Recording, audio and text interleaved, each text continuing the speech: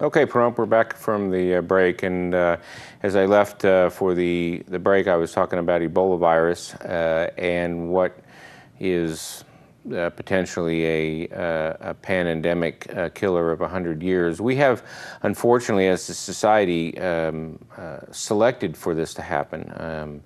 As you know, and you can see these examples throughout nature, a forest that is allowed to grow numerous trees, and as we protect it from its natural disasters, we select for a major disaster, meaning we compact trees and then we get beetle kill, and then all of a sudden we get a massive forest fire. The same thing is kind of happening in society today. We have actually, we do things that don't really protect our immunity. We have a crowded world. We extend life, which is not necessarily a bad thing. We have travel. We have people that go from continent to continent and can spread viruses and dangerous diseases. I do question the bringing back of Ebola contaminated people to this continent, but on the other hand, I'm not the one that makes that decision, because this is a virus that is out of control. I watch the news like most other people do. I do get some information from that, and I do take it with a grain of salt.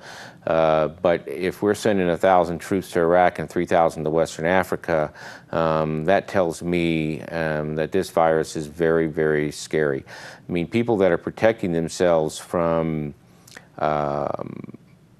doctors that know how to use sterile technique are still getting sick. And I know people are reading the internet and they say it's some other super bug and things of that nature. And that may be true. I mean, we may not know what the actual truth is.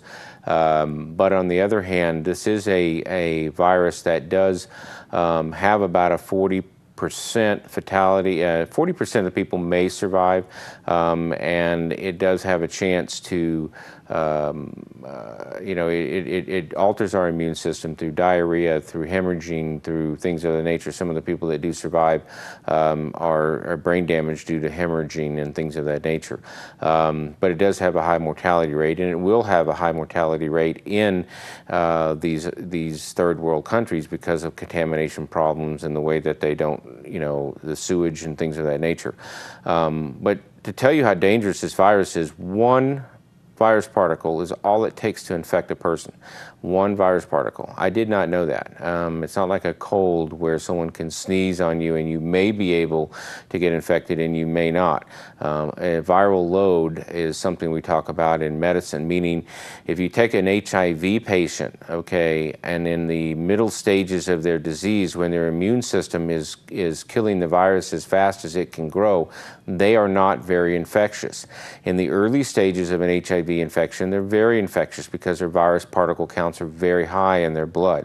And in the late stages of diseases when their immune system has broken down. So this is what I'm talking about, one virus particle. So that's what makes this very scary. We are actually protected in the area we live in. It does not do well in ultraviolet areas. So lots of sunlight are a protector. In this hot, dry environment, it may be a natural barrier to that. But in Africa, where it's moist along the equator and it's a jungle, it actually thrives in that area because of the moist environment. So if there was an outbreak in the U.S., it would be worse in the southern areas where it is more humid and less sunlight, and better and worse, and not as bad in areas that we exist. So we do have a natural barrier living in the desert. That's about one of the only things that I think is good about living in the desert. But we are a small community, and this virus, because people become so sick, can overrun our healthcare system in a New York second, meaning our healthcare system is already stressed with the number of people with heart diseases and COPD and things of that nature. I mean, look at what happens if you're a patient and you go to a Vegas hospital during the wintertime. You spend most of your time in the emergency room. Can you imagine what would happen under an outbreak of this proportion? It would literally freak society out. out. And people would not go out, people would not eat, they'd be afraid because, there is a lag period. I think it could be up to 21 days before people show signs of infection, and that makes it even more dangerous because you can be contaminated with it. It is spread person to person, and it is spread through mucosal contact. So if you touch something and then touch your face, in your eye or your mouth, you have a chance of becoming infected. So when you're basically, if you put your fingers to your face or your nose or your eye, then if you had a virus particle, you could become infected.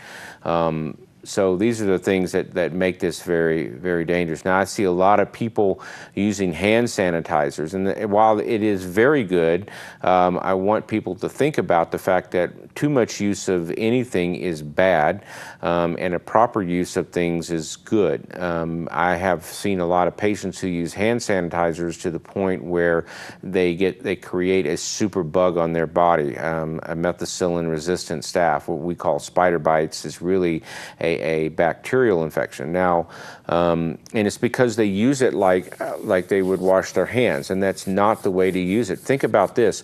When we use our hands, we touch things like this.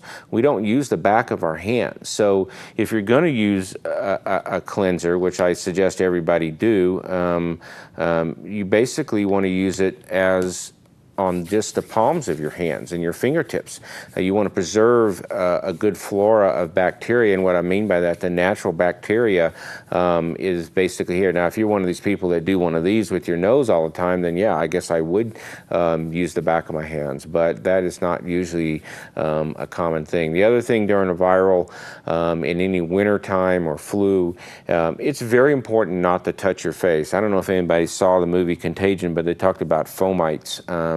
And they were talking about how that this can spread any type of cold or flu to your face by touching your hands, because you get it here and then you touch it here and then it goes into your thing unless you're exposed to someone sneezing and coughing on you. So the other thing is the foods that we eat. I talked a lot about non-GMO foods. A lot of the foods we eat actually hurt our immune system. So it is very important that we think about, getting a good amount of sleep. It's shown that people that get a good 6 to 8 hours of sleep every night do very well. So we need to protect our immune system because Ebola is an immunosuppressor. That's one of the ways it kills people.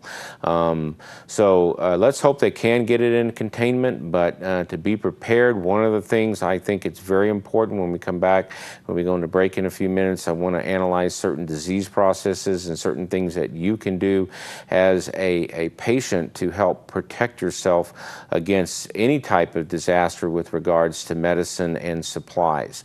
And I may give you a list of a few supplies that might be very useful for you to start stocking up on. And hope that you do have some time to prepare for anything that could come your way. I know some people have lots of food in their pantry and cans and things of that nature. And I could go on forever, and I implore you to read about Ebola virus. I implore you to read about disaster preparedness, to spend some time looking at just a few things. It doesn't mean you have to go out and buy everything right away. One of the things I read that would sound very interesting was that every time someone would go to the grocery store, they would take $5 extra out of their budget and they would buy extra peanut butter, or they would buy extra something that would sustain them and give them nutrition during a time when those things might be difficult to get. And people do, they will go into the store and they will buy everything they can. Within 3 days, if there is some type of epidemic or some type of disaster, you can be assured that everything will vanish from the shelves within a very short period of time. Anyway, we're going to go to another break, and when we come back, we'll talk a little bit about breaking down diseases and what might be a good thing for you to do as a patient to help prepare for any type of disaster. Thank you for tuning in tonight.